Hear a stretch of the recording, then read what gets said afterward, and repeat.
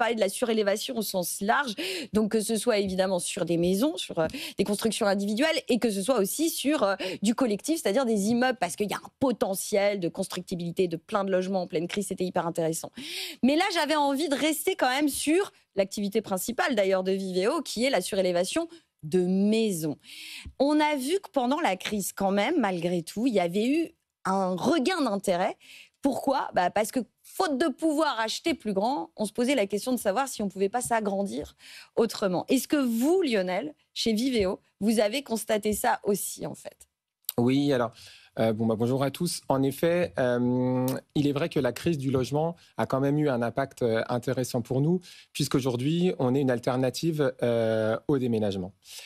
Il faut savoir que la surélévation, l'objectif de la surélévation, c'est pouvoir permettre à des familles de particuliers de pouvoir rester vivre dans l'environnement dans lequel ils ont fondé tout leur écosystème, toute leur vie, en fait. Et nous, on est là pour pouvoir leur permettre, en fait, tout en conservant leur terrain, tout en conservant leur jardin, de pouvoir profiter d'une surface supplémentaire sur leur maison. Et alors, maintenant, on sait ce que vous faites, Vivéo. Par contre, Yudo, je dois le dire, moi, je vous ai découvert récemment, hier. Oui. Vous faites quoi, Benjamin ? C'est quoi votre boulot ? Alors, nous, en fait, on accompagne, par rapport à cette crise du logement dont on parlait, typiquement, les quartiers pavillonnaires, ça représente à peu près 80% des zones urbanisées affectées au logement. C'est-à-dire, en fait, quand vous prenez, d'une manière générale, un territoire urbain, vous avez 80% qui est du pavillonnaire, du petit foncier individuel affecté à l'habitation.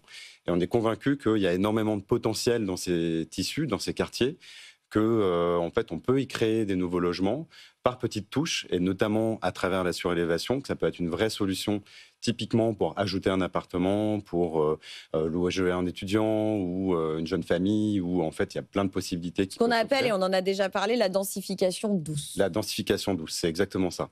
Et en fait, nous, on accompagne des propriétaires pour savoir un peu ce qu'il est possible de faire sur leur terrain, parce qu'aujourd'hui, il y a beaucoup de règlements, il y a beaucoup de données. Le PLU, ça peut être assez compliqué. Le plan local d'urbanisme. Le plan local d'urbanisme et le règlement, et avec les PLUI, donc les plans locaux d'urbanisme intercommunaux, c'est encore plus compliqué la plupart du temps.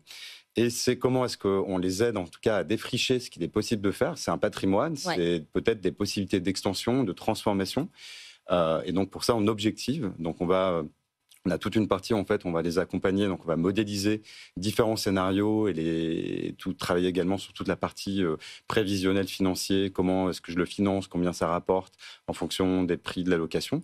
Et puis, on a également développé une application parce que tout ça, c'est un service, mais également pour déjà avoir un premier niveau d'information. Qu'est-ce que je peux faire avec mon terrain? En gros, c'est ça votre service. C'est que vous allez analyser le plan local d'urbanisme et le plan local d'urbanisme intercommunal pour me dire exactement ce que je peux faire avec mon terrain. Exactement, en prenant toutes les données qui vont concerner votre terrain. Si par exemple vous êtes en zone inondable, si vous êtes à côté d'un monument historique, la zone PLU dans laquelle vous êtes, si vous avez des prescriptions d'urbanisme. Et on a également développé une IA qui s'appelle Chat PLU, qui permet directement de questionner. Chat PLU, j'adore. Chat PLU, exactement.